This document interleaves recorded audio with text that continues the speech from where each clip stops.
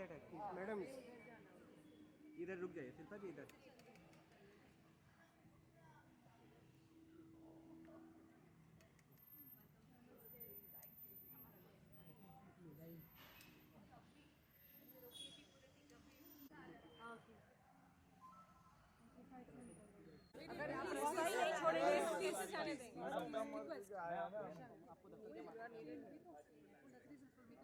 Shilpa ji hold, Shilpa ji, Shilpa ji, Shilpa ji hold hold hold.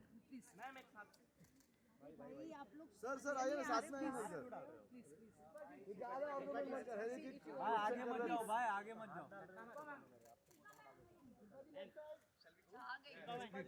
Shilpa जी centre में यहाँ पे। मैडम हाथ रहिए, आप कैमरा हिलाइए। सोलो कर लेते हैं शिल्पा जी।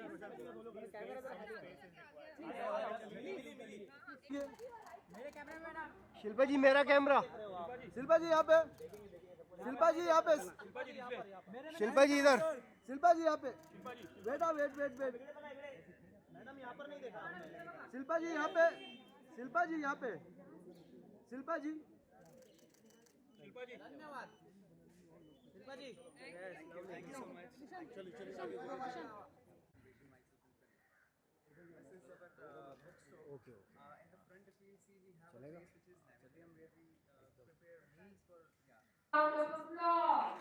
थोड़ा साइड हो जाओ सर, थोड़ा साइड हो जाओ sir.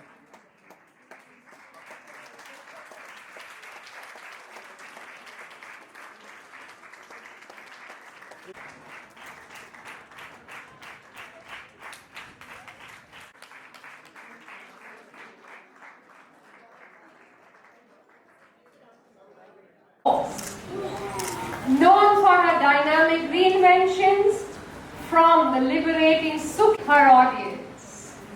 Shilpa ji, on behalf of Hansama and the Yoga Institute, kindly accept a small token of our appreciation. This memento captures Sri Yogendra ji serving as a timeless tribute to his significant influence on the Yoga Institute. We request Sri Rishi ji, the dynamic young assistant director of the Yoga Institute, to do the honor.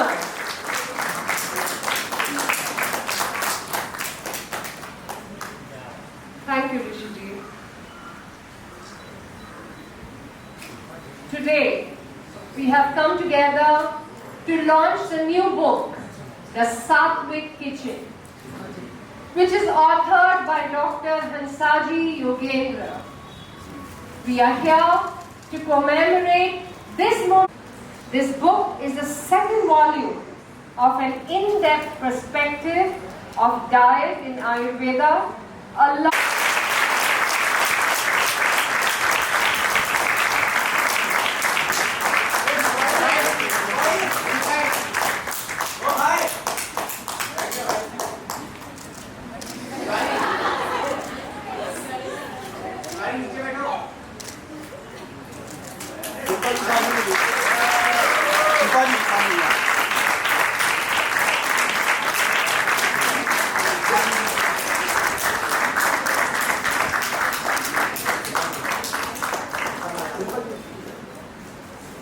Thank you, Ma. Thank you, Shilpa ji. Come close, come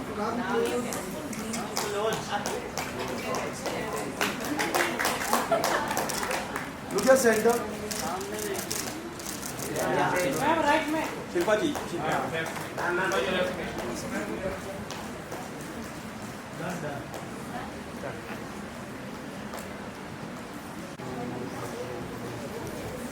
And nutrition, including the Great Indian Diet and the Diary of Domestic Diva, which provides readers with practical tips for achieving their fitness goals. Today, we are honored to have her join us on stage, where her fitness journey takes a center stage. Inspire a few thoughts with us.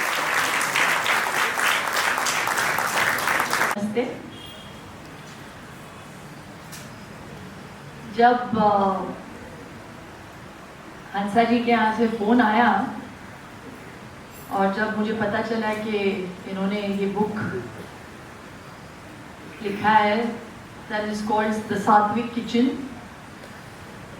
तो मैंने सोचा intro के लिए मैं कहाँ से शुरू करूँ। तो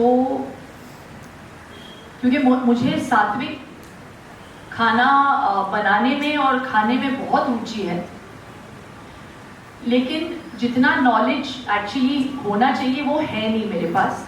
तो मैं ढूंढती रहती हूँ, मैं खोजती रहती हूँ कि मुझे करेक्ट इन्फॉर्मेशन कहाँ से मिले। मुझे पता है कि the 3 pillars of sattvic cooking is kapha, it's based on the doshas and all of that. So kapha, pitta, vata. मुझे अपना भी पता है कि मेरा दोष क्या है, but focus on other aspects of yoga also along with nutrition. Yeah. Thank you so much. We really appreciate your kind words for Hansama and the Yoga Institute, and of course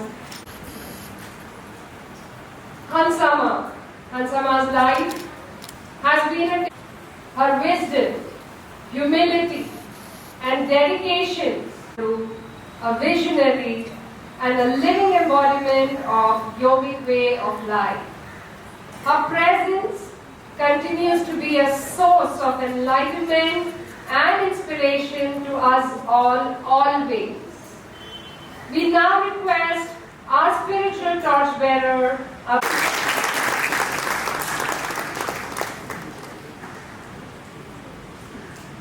Thank you, Deepa. Thanks a lot that you are here. One of your fans, some 4 years back, told me that माँ, अच्छे लोगों को तकलीफ क्यों आती है? बहुत ज़्यादा तकलीफ है आती। They have to suffer much, much more. They are good people. Why should they suffer so much? And I said that when they know how to handle any ups and downs very gracefully, very strongly, and they become stronger day by day. And that's what we can see in Shilpa. has always said yoga is mindfulness, or mindfulness of yoga in true sense. No celebration.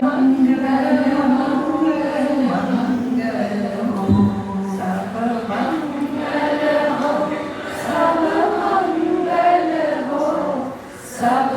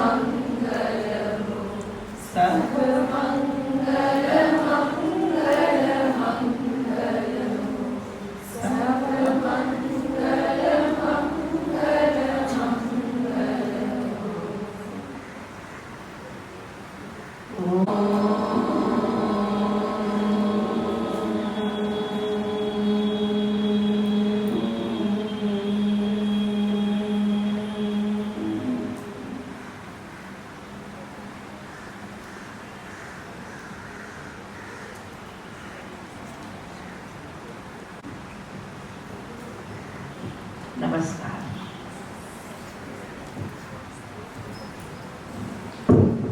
About holistic wellness and encouraging a healthy lifestyle. And a very heartfelt gratitude to everyone present here today for this wonderful event. Let's have a round of applause for all of us.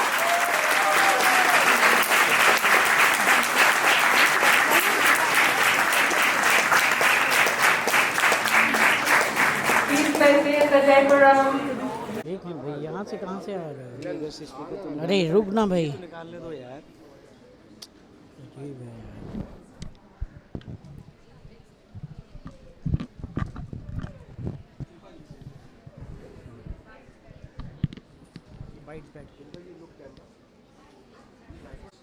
और नीचे कर शिल्पा जी, first of all क्या कहेंगी fasting programmes के ऊपर? आप आइए यहाँ पे।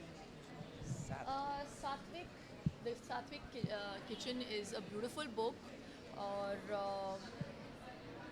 मुझे बहुत खुशी है कि हंसामा ने सोचा कि मैं इस बुक को लॉन्च करने की काबिल हूँ तो उन्होंने मुझे याद किया और मुझे बहुत खुशी है कि ये हो पाया आज का जो event with my crazy schedules, लेकिन इन्होंने भी वेट किया मेरा। एंड मुझे ऐसे लगता है कि आयुर्वेदा और योगा का जो कॉम्बिनेशन है वो बहुत ही कमाल का कॉम्बिनेशन है। ये एक बहुत ही आई फील अंडररेटेड, ये दोनों साइंसेस बहुत ज़्यादा अंडररेटेड रहे हैं हमारे ही कंट्री में, when the world is looking up to yoga and Ayurveda. तो the Sattvic Kitchen is talking about the principles of the principles of Ayurveda and कि कैसे खाना चाहिए, कितना खाना चाहिए, कैसे पकाना चाहिए, कब खाना चाहिए और कितना चबाना चाहिए, ये भी बहुत ज़रूरी है। और उसके बारे में उस विषय पे और टिप्पणी देंगी हंसामा। बताइए हंसामा। नहीं, आपने जो कहा वो बहुत सही है, लेकिन उसके ऊपर एक और बात आती है कि आपके मन की स्थिति क्या है जब आप खाना खा रहे हो। अगर आपको अभी गुस्सा है, चिंता है, तो आप खाना मत खाइए, सिर्फ लिक्विड ले लीजिए, कुछ पी लीजिए, छाछ ले लो, नींबू पानी ले लो, मगर खाना मत खाओ। वो खाना फिर बॉडी में जमा हो जाएगा, पॉइजन की तरह काम करेगा। तो ये माइंड को योग बहुत ज़्यादा बांधता है, इसलिए जैसा खाओ अन्न वैसा होवे, मन की बात करता है। सिर्फ खाना नहीं, सिर्फ न्यूट्रिशन नहीं, मगर आपके शरीर के मन की स्थिति। तो ये जब सब जोड़ कर हम कुछ कर रहे हैं और इस किताब में ये सारी चीज़ें बताई है तो लोगों को समझ में आएगी। शिल्पा जी, आपके खाने की बात की जाए तो हम देखते हैं कि आपको कोई चीट डे होता है जहाँ पे बहुत अच्छी अच्छी डिशेज खाती है। आपका जो है आपका जो है फिगर और सब इतना अच्छा है कि एग्जैक्टली वजह क्या है इस चीज़ का? आप इतनी अच्छी आदमी है तो हर किसी को लगता है कि आप इतनी अच्छी चीज़ खा रही हैं तो जा खिलाइए। मैं हफ्ते में सिर्फ एक ही बार चीट करती हूँ, दूसरे जो हैं वो सिर्फ चीट करते हैं और हफ्ते में एक बार डिसिप्लिन या बैलेंस रखते हैं अपने खाने में। ये फ़र्क है बस मुझ में और उन लोगों में।